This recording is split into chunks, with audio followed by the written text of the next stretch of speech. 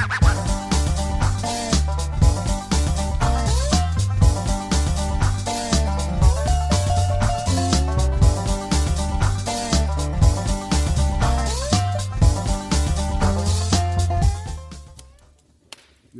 morning, good afternoon, good evening, whatever time it is, wherever you are when you are listening. This is the Monsters and Friends podcast.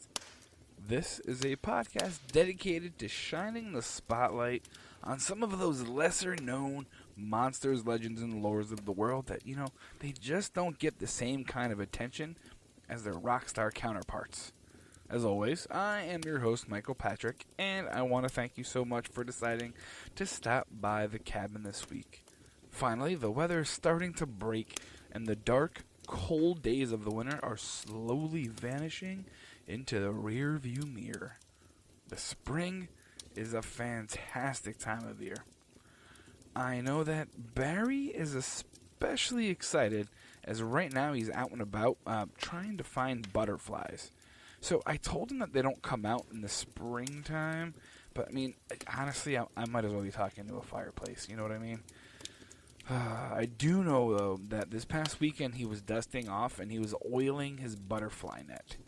So I'm not entirely certain what oiling the butterfly net would do, but you know what, hey, if it makes him happy, I'm just going to roll with it. I'm pretty stoked about this week's podcast. I get to incorporate 3 of my favorite things into this week. As a kid, I spent a ton of time reading the Atlas and National Geographics. I know I must have had a ton of friends, right? But plus, I read some other random books, and my grandpa, he had a ton of books with random stories in it. I absolutely adored maps. I loved geography, dinosaurs, and monsters. I'd sit with my grandfather, and he would tell me all about the different animals and creatures that he could find in the National Geographic. I really remember seeing a Bigfoot article in one of the National Geographics and him trying to explain to me what Bigfoot was. He would go and he would tell me all the stories and the sightings, and it was really fun to hear, but I would have the absolute bejeebus scared out of me. It's ridiculous. But okay, I get it. What does all of this have to do with the show? Well, as I said, this week I get to incorporate all 3 of these things into the podcast, and I'm so excited. This week, we're talking about a cryptid that's been likened to a dinosaur, and it lives in Africa. So Africa was the first place that I was really drawn to when looking at the Atlas, because it looked like a rhinoceros. I know, little minds, little things. It was just cool. Plus, this is really, really weird to say out loud, but it had a few countries that I thought were bad words. They start with the letter N. You could probably figure them out. And you know what? When I asked my mom what these were and why they were there, she straightened me out and explained what those were pretty quick. She wanted to make sure that I wasn't walking around telling people about the countries that I've discovered. But with all this being said, I want you guys to come on in, kick up your feet by the fire, and please let me introduce you to this week's cryptid, the Emela Ntouka. We're heading to the Congo this week, and we are going to look for this creature that the locals have nicknamed the Elephant Killer. This creature is giant. It's around 10 feet tall, and it weighs in at a whopping 13,000 pounds. That's 320 centimeters and just a touch under 6,000 kilograms for those that, don't use the best measuring system in the world. Oh, gosh. We'll switch to the metric eventually, and it'll be great. Anyway, it's known to be pretty gray in color, and it's kind of similar to the color of a rhinoceros. Not only does it share the same color as the rhino, but the body shape is also known to be quite similar as well. There's a pretty distinct quality, though, that makes this creature set itself apart from a rhino, which is its tail. A rhino's tail is known to be quite short, right? The Emela Ntouka has a long tail that would obviously differentiate it from a rhino. The Emela Ntouka does have a long horn attached to its snout, though, much like a rhino. Well, it might be a horn. There, I love reading this stuff because you always see these fun debates. So there is a lot of debate about what the horn actually is. I mean, like, a lot. What's the debate, you're asking? Well, some believe that the horn is made out of ivory. If it is in fact made out of ivory, it wouldn't qualify as a horn, but rather it would be considered a tusk. I know, potato, right? So this creature might actually just have a tusk on its snout, not a horn. However, if the tusk is made of bone, then it's actually a horn. But that would qualify this creature as a reptile. Then, of course, you have the final debate about the tusk horn thingy. There is a possibility that it's made out of keratin, which is basically what a rhino's horn is made out of, and that would classify it as, nothing really different than a mammal, I suppose, right? Maybe not. Maybe. I'm definitely not smart enough to flesh out this entire conversation, but we really can't be sure. And you know why? We don't have a legitimate specimen to study and really figure out what this creature is and how it's made of. While this fella looks very similar to a triceratops, it has no frills around its neck like one of the triceratops, and it's known to have pretty smooth skin. So you remember how the triceratops looked like it had like a neck thing that a football player would wear? Yeah, well, the Emela Ntouka doesn't have that. It's also believed that the Emela Ntouka also may be a semi-aquatic creature, and while occasionally likes to run through an elephant with one flick of its head, it very much loves plants. What is its favorite food, you ask? Well, that's an easy one, of course. It loves the malombo, a plant that grows near the river and has fruit that makes it a tasty little snack for the Emela Ntouka. Right? Everyone loves malombos. What's really terrifying about this guy, aside from the horn, tusk, spike thing, is the fact that the Emela Ntouka has a vocalization that it likes to utter. However, it's not, like a lion roar or anything of that sort. It's really been described as sort of a snort or a rumble. Now, why is that terrifying? Well, when you hear that, some people are going to be like, it's just a rhino or an elephant. But, however, if you hear this, odds are pretty good that it's this murderous dinosaur-y thing that, quite literally hates everything. The Emela Ntouka is known to be very, very territorial, and while it pretty much predominantly feeds on plants, it has been known to take out anything that steps on its turf, so, that kind of sucks, right? So, just be happy, fella. The crazy parts of this fella don't stop at its death spike debate, though. This creature is one that's been spotted by locals for ages, but eyewitness reports about this monster are most definitely few and far between. The first time that this creature appeared to the masses, albeit not in name but in description, was in 1933 by J.E. Hughes' book 18 Years on Lake Bangweulu. I killed that? I'm sorry.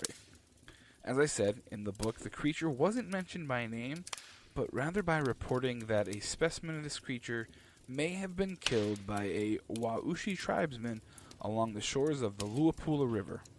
There wasn't much else said about this creature until 1954, when it was again mentioned by former La Koala game inspector Lucien Blanco. He first made mention that this creature had a fondness for impaling elephants with its horn tusk spike thing, and said that the creature was about the size of a buffalo.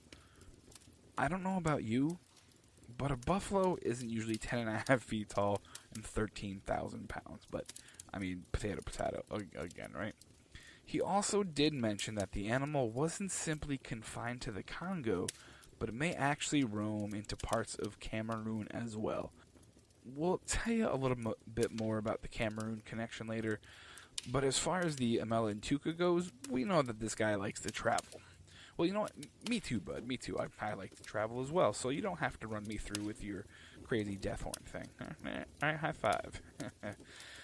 Oof.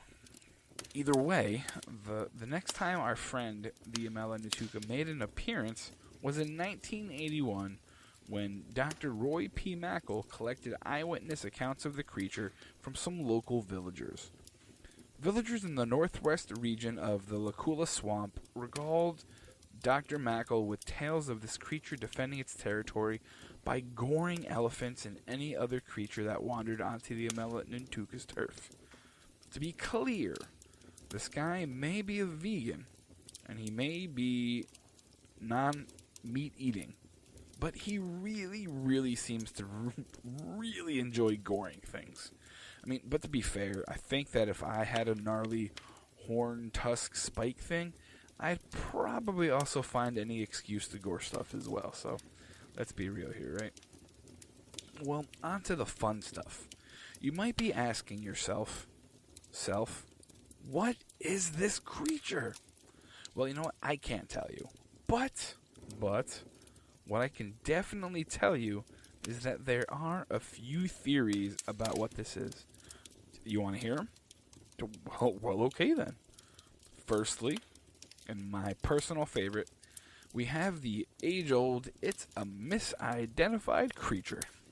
You know, I feel like at this point I should just record this soundbite and insert it into every episode because, well, every cryptid is met with some sort of skepticism, and that skepticism always says it's something that's already living but just misidentified. You know, in the Emela Ntouka's case, a lot of people believe that it's simply a rhinoceros that just isn't being identified correctly. The Lacula Swamp seems to be a very densely forested area, so there are a lot of people that believe that you'd catch a glimpse of something and simply believe that it was just something else. Your imagination would kind of catch off and run away, and that's all you would think. I mean, it's entirely possible that this is the case, but I feel like the local villagers would know the difference between a rhino or a hippopotamus or an elephant or, you know, Aunt Janice or whatever. They would be able to tell us the difference, right? And shouldn't we be inclined to at least listen to them a little bit? I mean, I know that there's a lot of legend and lore that goes around local villages, but who are we to discount what they're saying? I mean, seriously. That's just stupid. Anyway, there is another explanation that is a bit different. As I said before, in 1981, Dr. Roy Mackle traveled to the Congo to look for another cryptid that may or may not be the Emela Ntouka's neighbor. This guy's called the Mekele Mbe. I'm not really sure how to pronounce that, so Mr. Mekele, if you hear this, please don't sit on me. It's like a big long neck thing. When he got down there, though, he had heard about a different creature, and when he heard the description of the Emela Ntouka, it reminded him a lot of a Centrosaurus. So this is a creature that is described quite similarly to how the Emela Ntouka is described by its locals. These guys were around late in the Cretaceous period, before that amazing mass extinction thing happened that, you know, kind of wiped everything out. They were only around for about 20 million years, which, I mean, I know it sounds like forever, but when you think about it, it was a pretty short window. There is some thought, though, that some of these creatures may have actually survived the extinction event and were able to live and survive and still live around the Congo and the Cameroon to this day. Maybe even a bigger area, who really knows? Is that really a big stretch? You know, probably not. I read a figure that said about 80% of the Congo is still relatively unexplored by outside interests. Sounds kind of Bondy, eh? But for reals, there's a lot of swamps and rainforest that protects this land, so who's to say that the Emela Ntouka doesn't live here and has evolved over millions of years? I mean, stranger things have happened. Just, you know, ask Billy Bob and Angelina for one. Now, there's another theory. A noted crypto rock star named Lauren Coleman has suggested that the Emela Ntouka isn't a saurian at all.